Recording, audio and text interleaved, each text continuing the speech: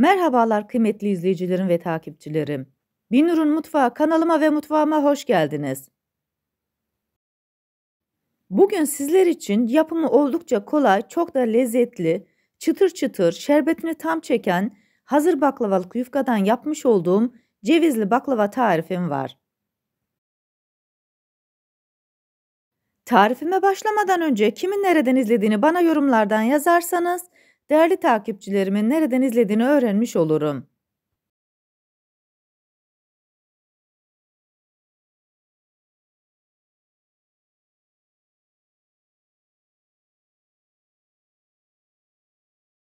Sizleri daha fazla bekletmeden bu leziz baklavanın tarifine geçiyorum. Herkese iyi seyirler.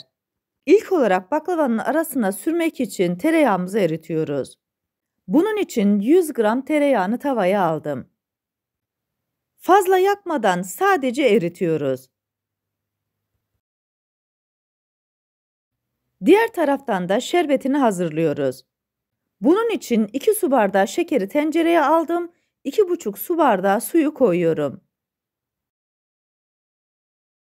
Ocağımızın altını yüksek ateşe getirdik. Şekerimiz tamamen erinceye kadar karıştırıyoruz. Şerbetin içerisine çeyrek limonun suyunu sıkıyorum. Limonu kabuğuyla birlikte şerbetin içerisine koyuyorum.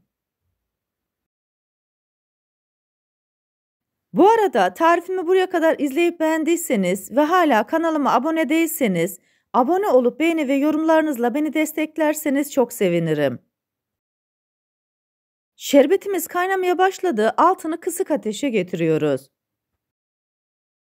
15 dakika boyunca kısık ateşte şerbetimizi güzelce kaynattık. Soğuması için kenara alıyoruz. 100 gram eritmiş olduğum tereyağının içerisine 1 çay bardağı sıvı yağını ekliyorum. Güzelce karıştırıyorum. Bu yağ karışımını da kenara alıyorum.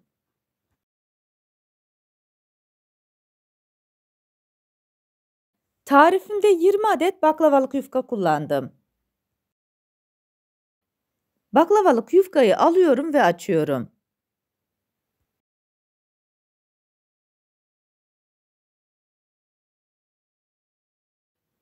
Bir kısmını katlayarak alıyorum. Ayırmış olduğum bölümü mutlaka bezin arasına koyuyorum. Aksi halde baklavalık yufkalarınız hemen kurur ve hiçbir işlem yapamazsınız. Diğer bölümü alıyorum, 3 eşit parçaya bölüyorum.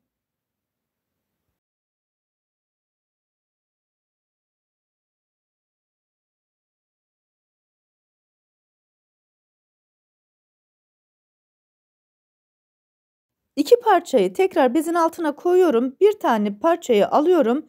İçerisinden 2 adet baklavalık yufkayı çıkartıyorum. Bu baklavayı yaparken sadece 2 yaprak kullanacağız. Arasını hiç yağlamadan 2 baklavalık yufkayı üst üste koyuyorum. Üzerine tereyağı ve sıvı yağ karışımından sürüyorum. Bu aşamada yufkanızı çok fazla yağlamanıza gerek yok. İçerisine biraz ceviz gezdiriyorum. Daha sonra uç kısmından başlayarak yukarıya doğru kıvırarak çıkartıyorum. İki kenarı ortaya doğru katlıyorum. Diğer kenarları da içeriye aldıktan sonra ters çeviriyorum. Ben bu baklavayı yaparken içerisine ceviz kullandım. Sizler isterseniz fındık ya da Antep fıstığı da kullanabilirsiniz. Çok fazla da un ufak hale getirmedim, iri parçalar halinde koydum. Tarifimde kullanmış olduğum bütün malzemeleri videomun altındaki açıklama kısmında ölçüleriyle birlikte paylaşıyor olacağım. İsterseniz oradan da bakıp faydalanabilirsiniz. Bu baklava günlerce bayatlamıyor. Üstelik gördüğünüz gibi yapımı da oldukça kolay.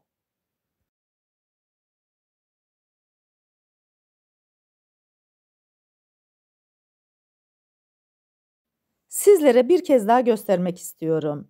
2 adet baklavalık yufkayı üst üste koyduktan sonra arasını çok hafif yağlıyorum.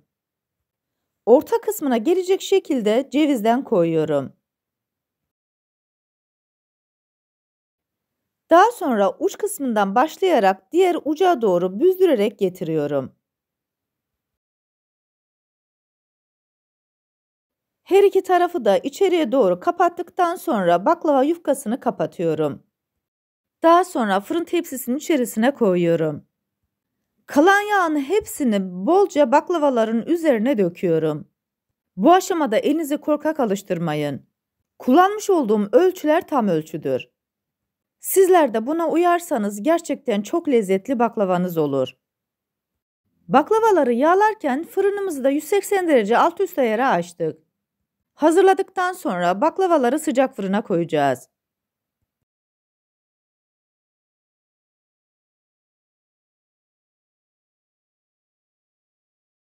Hazırlamış olduğum baklavaları fırına götürüyorum. 30 dakika boyunca kontrollü bir şekilde pişiriyorum. 30 dakikanın sonunda baklavaları fırından çıkartıyorum. Sadece 3 dakika bekliyorum. Bu arada şerbetimizi de buz gibi soğuttuk.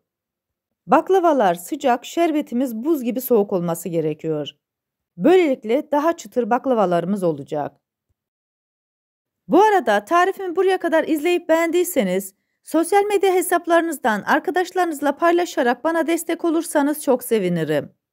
Ayrıca kanalımda birbirinden güzel diğer tariflerim var. Onlara da göz atmayı sakın unutmayın. 2 saatin sonunda baklavalarımızı artık servis edebiliriz. Servis tabağının üzerine koyduktan sonra üzerine Antep fıstığıyla süsleyeceğim. Bu aşamadan sonra sizler baklavanızı istediğiniz şekilde servis edebilirsiniz.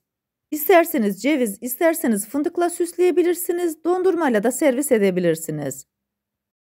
Bu tamamen sizin damak zevkinize kalmış.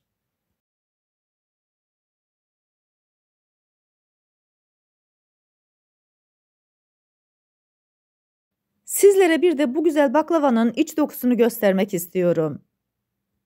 Şerbetini tam çeken çıtır çıtır gerçekten çok lezzetli baklavalarımız oldu. Bu tarifimi yapıp deneyecek olan herkese şimdiden afiyet olsun. Bir tarifimizin daha sonuna geldik. Videomu izlediğiniz için teşekkür ederim.